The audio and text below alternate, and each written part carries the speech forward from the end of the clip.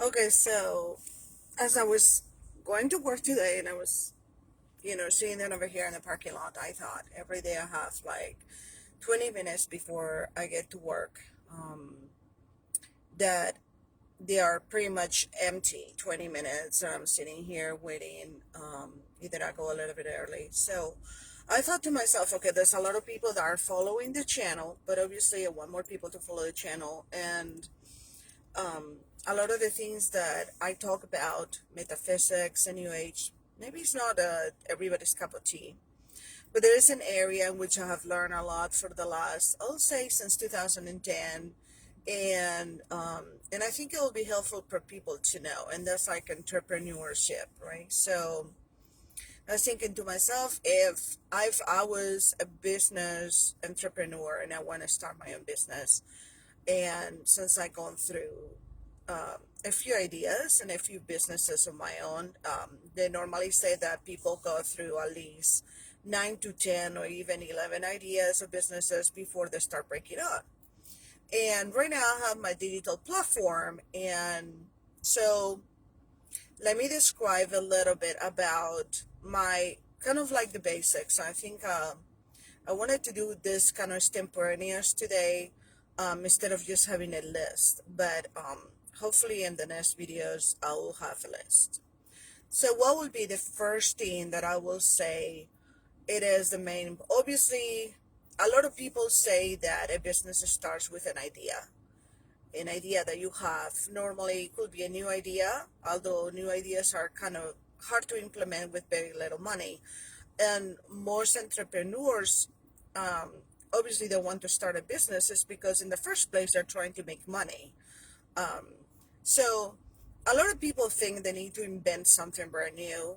um, the truth is that there's a lot of ideas. So first of all, the thing that you have to think about is you want to find an idea that is a merge between what you're good at, the skills that you bring to the table, but also something that you're gonna be able. A lot of people call it passion, a purpose, or something.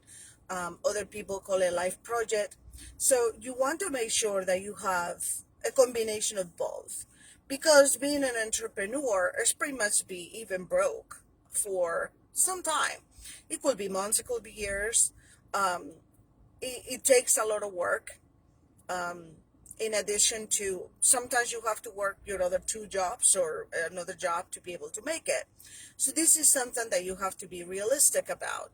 So um, the people that think that you can start a business and then in a year or 6 months be successful, maybe just one out of 1,000 that happens. I mean, I don't think that any entrepreneur, and I have researched and read about many entrepreneurs and how the system is. So that's another thing. If you want to be successful, you gotta look at the people that have been successful before. They do have some kind of rituals or some kind of methodology that will help you if you follow it, supposedly, and it has done before and they have tremendous results. Obviously, you're gonna be following the method to make you successful. So that's one thing. You really want to make sure that you follow some kind of method or something that has been successful before, to be able to. Hi, Terry. Thank you for watching. So, okay, so first, they said that all starts with an idea. Um, I would say that the best things is when you do a twist to a niche or an idea that's already been there before, but you bring something new to the table. So you have to look around your area. That's something else we're going to be talking about. When you do a business, you want to be local first. You can't be national or global if you're not local first. So it has something to do with your community. It's always helpful. And I have found out that a lot of entrepreneurs too, they want to make money right away, and that's not a realistic thing. I found out that in order for you to be able to get something back, you definitely have to give something for free first. I mean, you have to try your product. So for example, just to give you an example, I wanted to do e-learning courses for a niche that has been kind of like a pagan new age niche. There are not a lot of courses out there. Some people call it pseudosciences, so it's always being kind of, obviously I can't compete with the big universities right now when it comes down to math or chemistry courses. But what I can do from my niche is to find a tribe of people that will follow me to be able to, um, you know, to be on that niche, on that. So first, you want to find an idea. It can be a brand new idea or an idea that has been done before in which you can do a niche or a twist on it. Um, then um, you want to have a match between your skill set, the things that you're passionate about, with the things that you're good, that you can maintain over a large period of time. Okay. And then let's talk about how to set up a company, for example, in Florida. So in order to set up a company, there's different ways in which you can, in Florida, if you go to www.sunbiz.org, that allows you to set up either an solo company or an LLC. There's different ways that you can choose. The main difference is, it also they also have a nonprofit.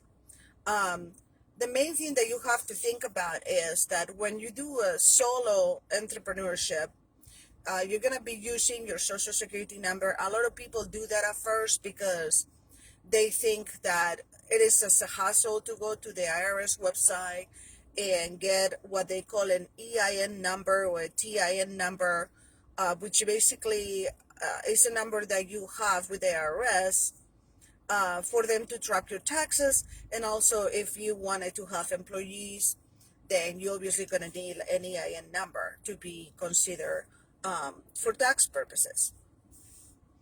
Now, the thing about this is that I would recommend for everybody to do, instead of a solo entrepreneurship and use your social security number. Look, let's be honest. The IRS is going to track you no matter what you do. You may as well be prepared and be, cover yourself. And so what the LLC does versus the solo entrepreneurship or company is that LLC separates your personal assets from your company assets. Okay. Now also, if you're interested in doing any kind of, just like you have a FICO score as a person, also a business has a FICO score.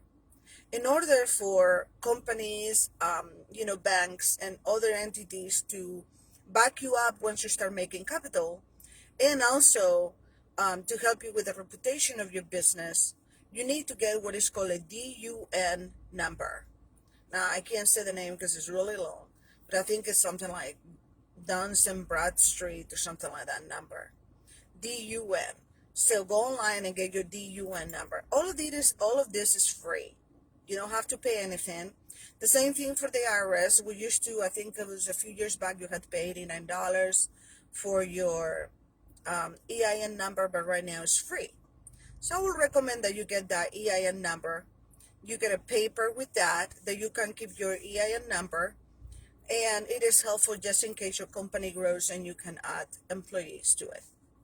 Okay, so you go to sunbiz.org, you do your articles of organization, where normally it's like $125, and now you have established a company. Make sure before you choose your name that you think about your name for the company and what it represents. The name of the company can do a lot of things. So before you name your company, first of all, make sure that nobody else, either, I would say in the United States, but that's kind of difficult because I'm pretty sure that there's going to be companies with similar names. But if you live in the state of Florida, make sure that you go into sunbiz.org and check about your company name. Why is that? Because it can create tax problems. It can create that you decide to do a website or any kind of publicity or marketing, and then somebody else, hi Pilar, and then somebody else has the name already. So you obviously want to avoid all those problems ahead of time. Um, so let me put this over here. So good. This the sun is we're in Florida and it's already 82 degrees in the morning and it's 8:44 a.m. So it's kind of cool today, but it's gonna be a really hot and muggy day today. Anyway, so coming back to that. So okay, so you established, you have an idea for a business. Suppose that you're thinking of a niche or a tribe or a group of followers that will be doing your business. We establish a company in Florida by going to sunbiz.org, either by choosing a solo entrepreneurship or an LLC. You can also obviously have an association. The association pretty much is like the same thing than an LLC, but instead of you being the owner and being able to kind of have managers or whoever, that works for you, you're going to have a board of members. So that kind of get tricky. I mean, some things maybe like schools or churches, my churches probably go non-profit, but something like schools, for example, might be something that you want to have a board of members. Um, so if you do this, do it carefully. Make sure that the people that you're choosing for your board of members are in the same path with your vision and mission. Because if not, then later down the line, it can create problems. And I would have at least two people, have at least three or five. I'm saying this because that way there's always like a lack of consensus between the people on the board. And if you want to pass some kind of rule, if you created a company, the board is going to make it difficult. Now, the board is going to be the one that, as a board, all together, you guys are going to be obviously doing the policies, the regulations, the budget. So this is something also that you have to think about. And finally, the nonprofit. So churches normally, and I was thinking this myself because my e-learning company, it is more dedicated to what I will call like, not religion, but like faiths and new age thinking and things like that. It can also be a nonprofit. Just because you have a nonprofit, that doesn't mean that you're not making profit. That is the myth. Um, which means is that a lot of the portion of it could go to charities, or also, you know, you're not paying taxes with the IRS. There's a classification there. But you do have to show, the IRS have some rules in which you have to show why you're a 503 C, paperwork or nonprofit organization. Okay, so far we got our idea or niche. Um, all right, so now we're gonna talk about your demographic, just for a few minutes. Okay, so when you are creating your business, you want to think of your ideal client. Who is your ideal client? Um, Thinking about, like, a lot of people say, well, everybody's gonna like my product. Thinking that way, it is counterproductive, and it's not really true, because you can't appease everybody's expectations of everything. Nobody's gonna like everything you do. They might not tell you, especially their friends, but nobody's gonna like everything you do. And then there are people that are gonna be silent and not gonna say anything. So a more realistic expectation is actually to get data. How do you get data? Well, you can, like, for example, when I started doing courses, I didn't go ahead and put it on my platform first. So what I did is, there was a platform called Udemy.com, which is still on, and I still have some of my courses there. And I started creating courses there for free. Nobody paid me any money. I just put them there for free. And Udemy.com does the marketing for you, supposedly. I'll tell you more about that later. Um, and so for the first 2 months, I didn't make any money. Then the third month, I started making $90. And that went on for a few months, $90, 100, 150. It wasn't a lot of money. So a lot of entrepreneurs would say, okay, that's not making any money. That's not the kind of money that, that I ought to be making. I put out like 80 hours per course. Sometimes you just have to have patience. Um, there's a time for everything. So sometimes you have to exercise a lot of patience for things to work, especially when you're an entrepreneur. And look out, how can I do this better?